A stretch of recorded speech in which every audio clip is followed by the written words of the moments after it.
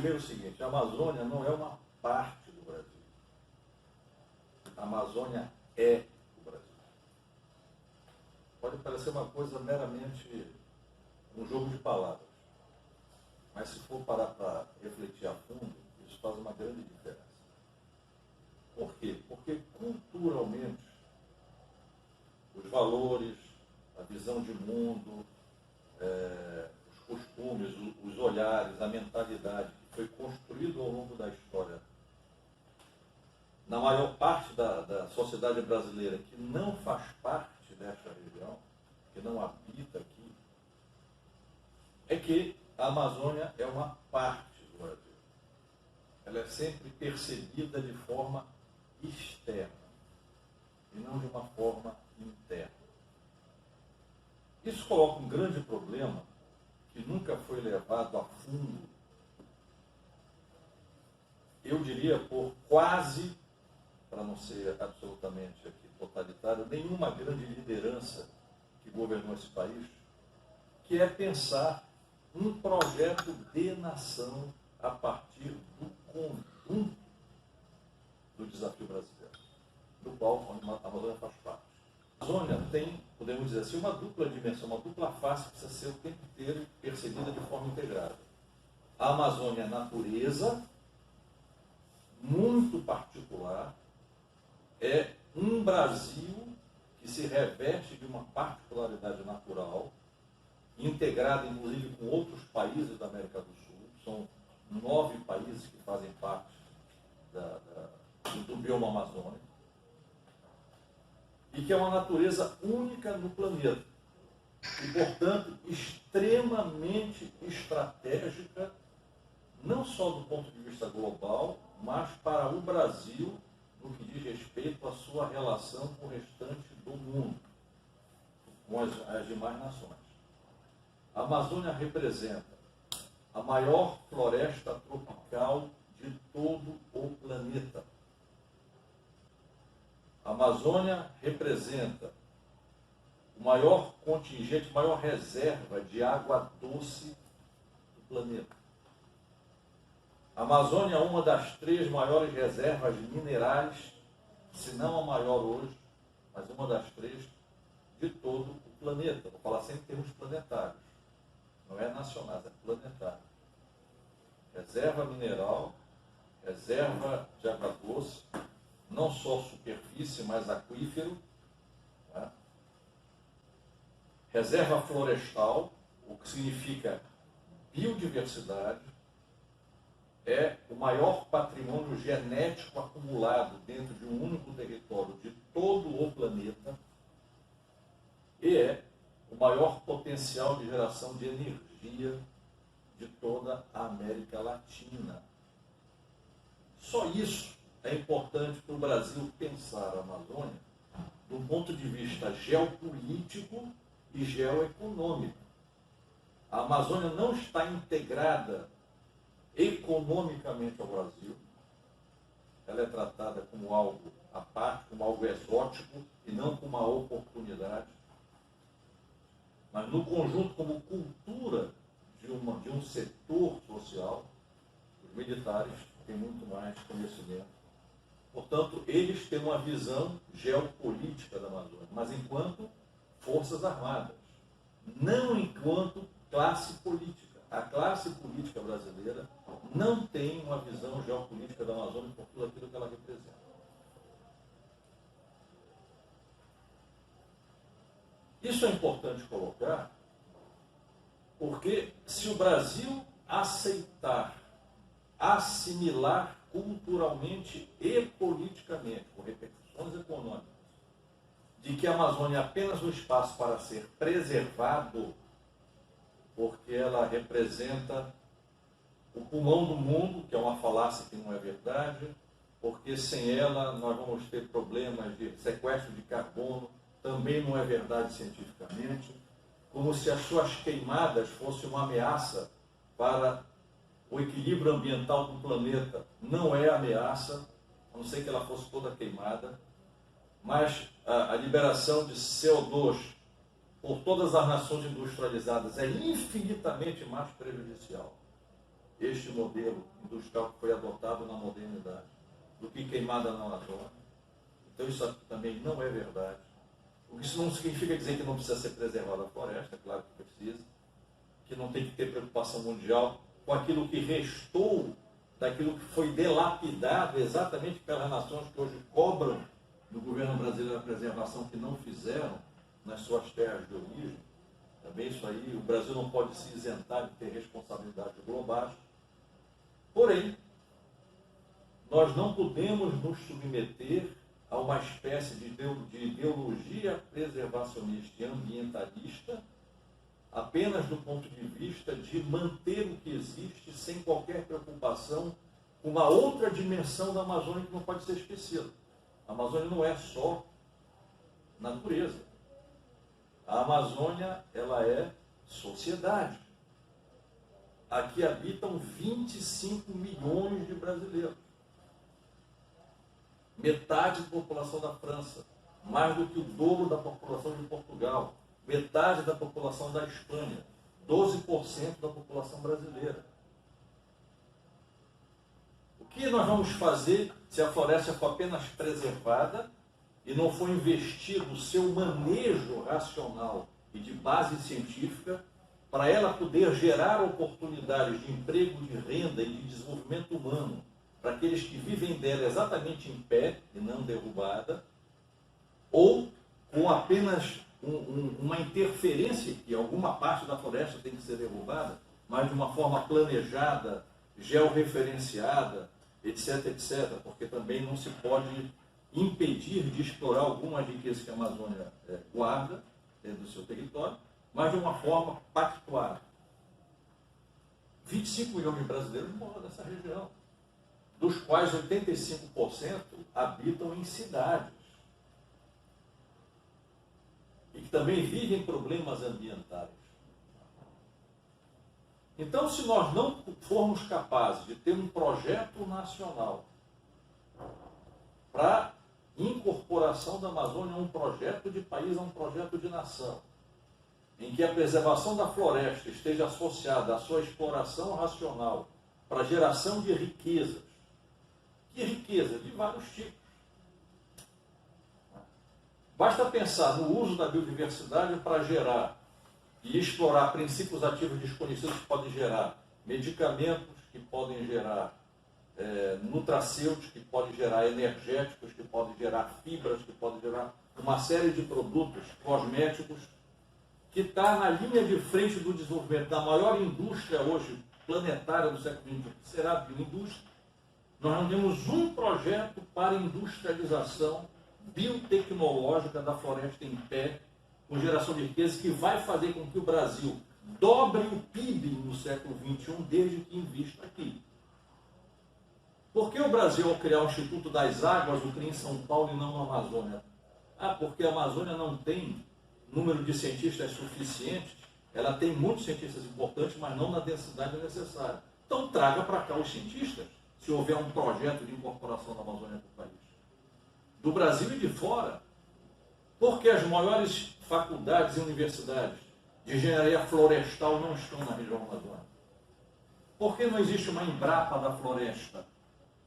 Há uma subordinação colonial a esses imperativos externos, que tem apenas interesse em preservar, mas não tem uma preocupação, né, com o desenvolvimento humano dos brasileiros que aqui habitam. A Amazônia não pode ser reduzida à natureza e apenas à questão ambiental.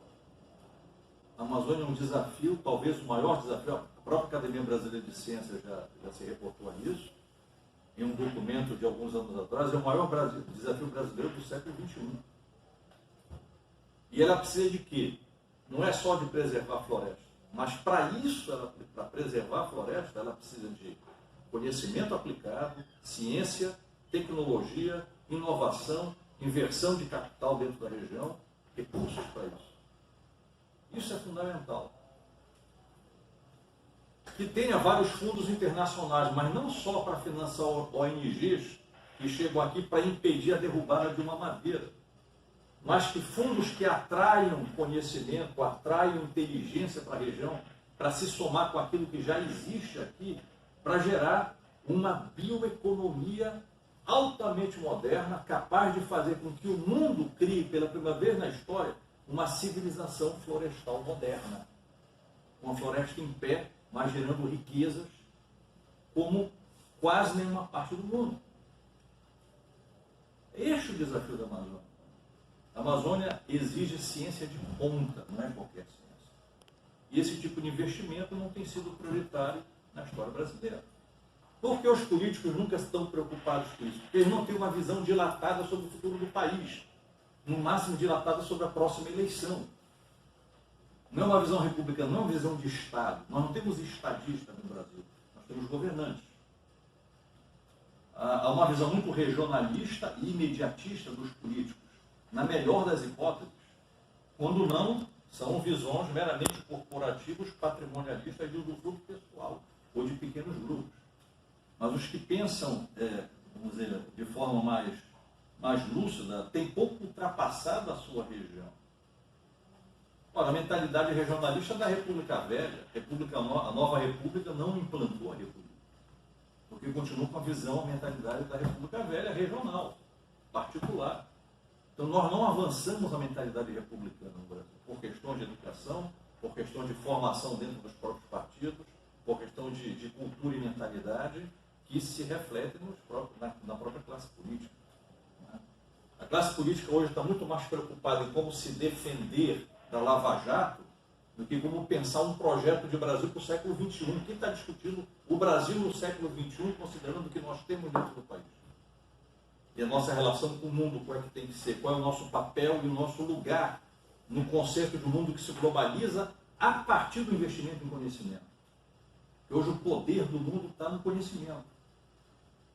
Enquanto o mundo avança no conhecimento, nós estamos aumentando a verba do fundo partidário, tirando recursos da produção de pesquisa. Então, que visão de país é essa? Que visão de futuro é essa?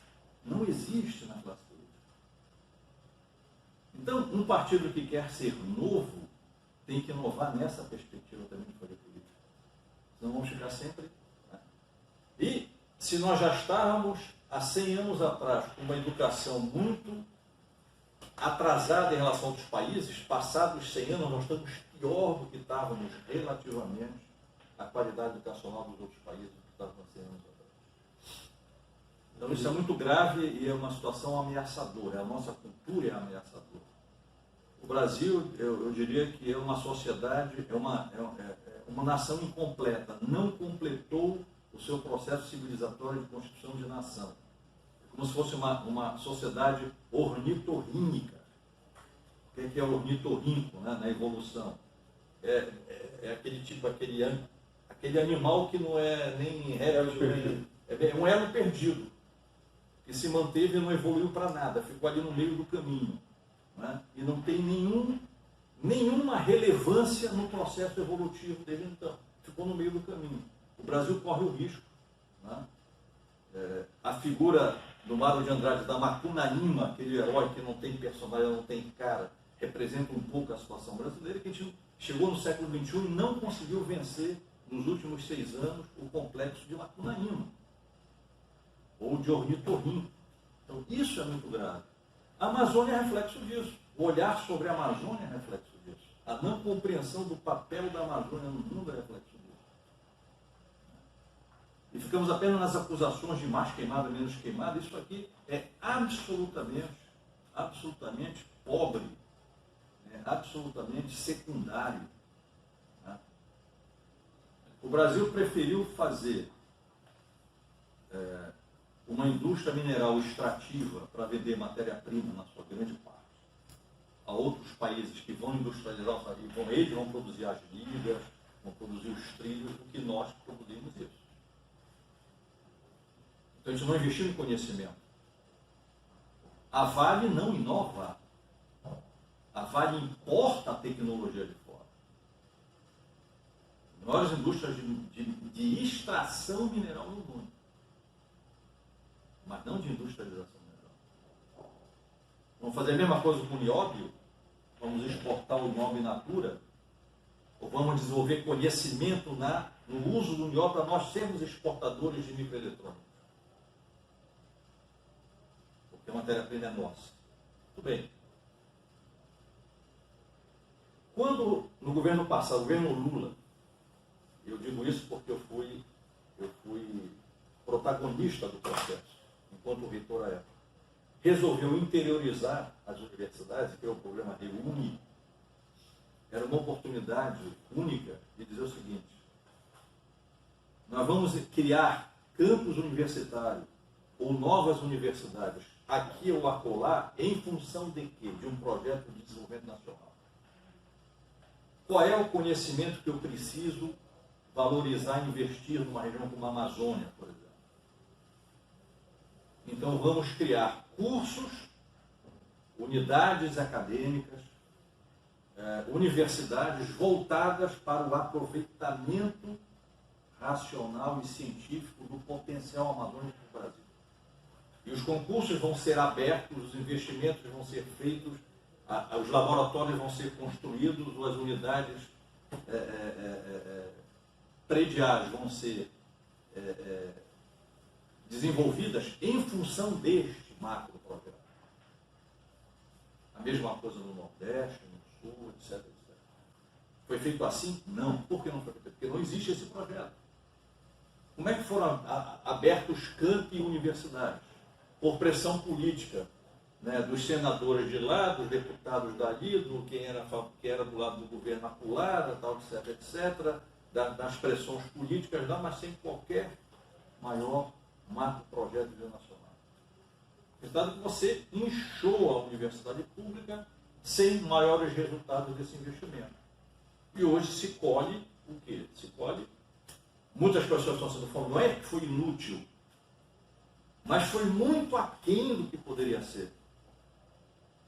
Estamos formando pessoas, mas você não tem pessoal qualificado para trabalhar em engenharia de ponta, em industrialização de ponta, porque nós estamos formando pessoas que não estão habilitadas a aproveitar as oportunidades que a própria natureza oferece, ou o mercado mundial oferece no Brasil. Fazer a revolução. Graças a isso, o Brasil minimamente tem hoje, né, capacidade de exportação, com base no conhecimento. Né? Não se fez isso para a Amazônia. Nunca se fez. E curioso, né? Se dá mais valor para o pré-sal, numa fonte de energia que já está condenada historicamente dentro daqui a 20, 30 anos a assumir como alternativa. E não se dá um valor à biodiversidade, né, e ao patrimônio genético que a região tem quando o futuro do mundo é bioindústria. É curioso isso. Eu já falei isso para ministro. Só que qual é a força política que a Amazônia tem para dentro do Congresso Nacional, onde ela é minoritária, dos estados da Amazônia, que apenas é 12% da população, mas é apenas 8% do PIB, de chegar em Brasília, nos aparelhos de Estado, com os mandatários do país, e fazer priorizar investimento na Amazônia ao invés de São Paulo. Com a mentalidade que nós temos, é praticamente impossível. Só se nós tivéssemos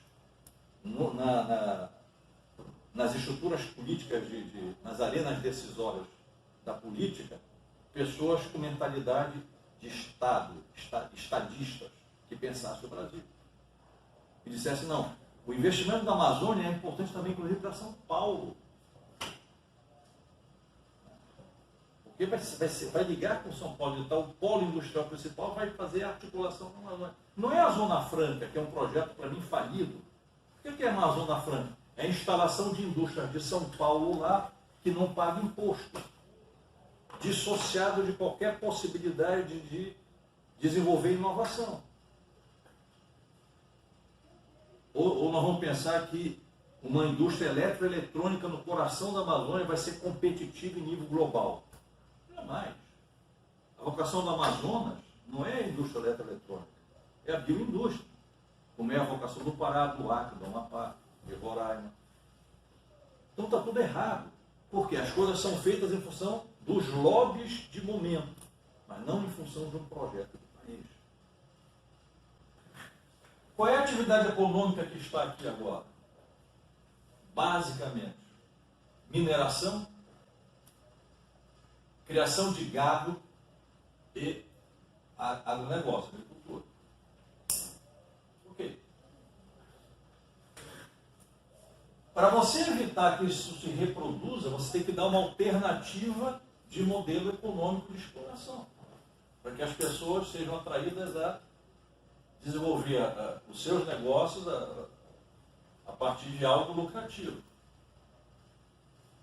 Por que não se desenvolveu a economia florestal, por exemplo?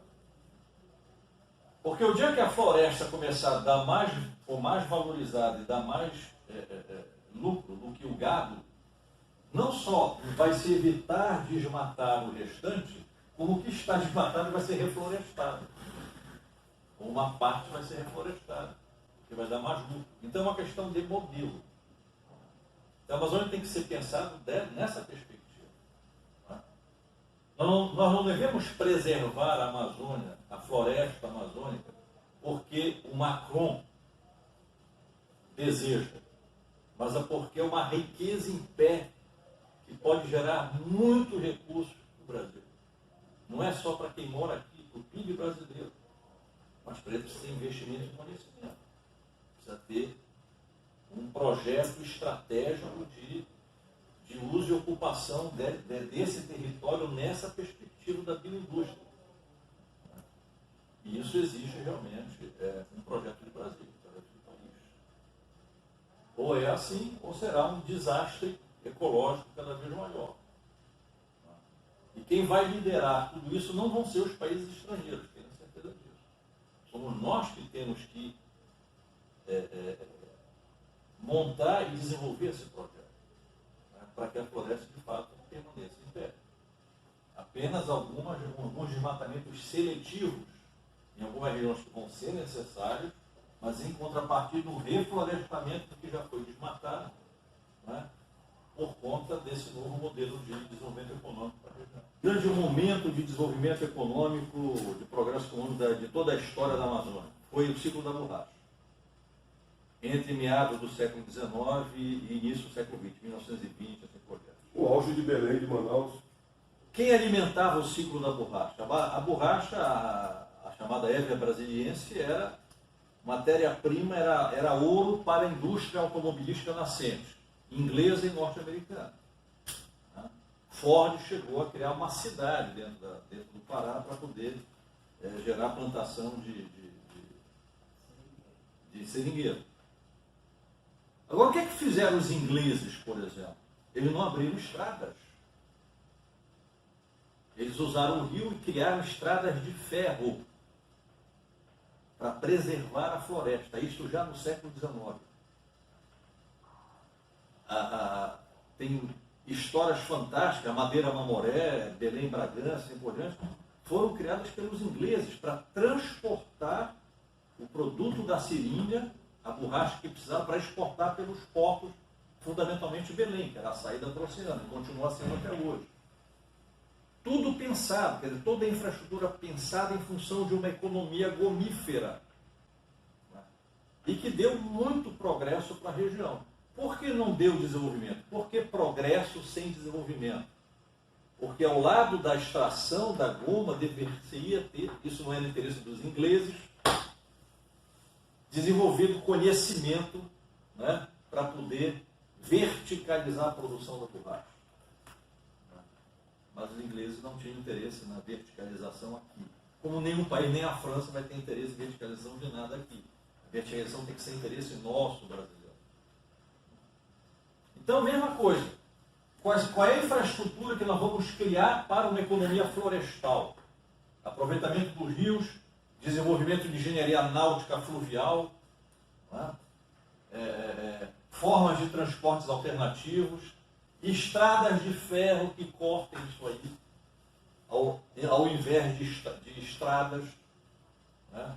Ligando apenas os polos, porque a estrada ela desmata ao longo de toda ela, a estrada de ferro não. Então, tudo isso faz parte de um projeto amplo, macroeconômico, para um novo modelo de exploração econômica da região. Ou é isso, ou vai ser um desastre. Ou vai ser um desastre. E nós vamos perder, e não tem como nós garantirmos a soberania sobre esta parte do Brasil sem o investimento em conhecimento.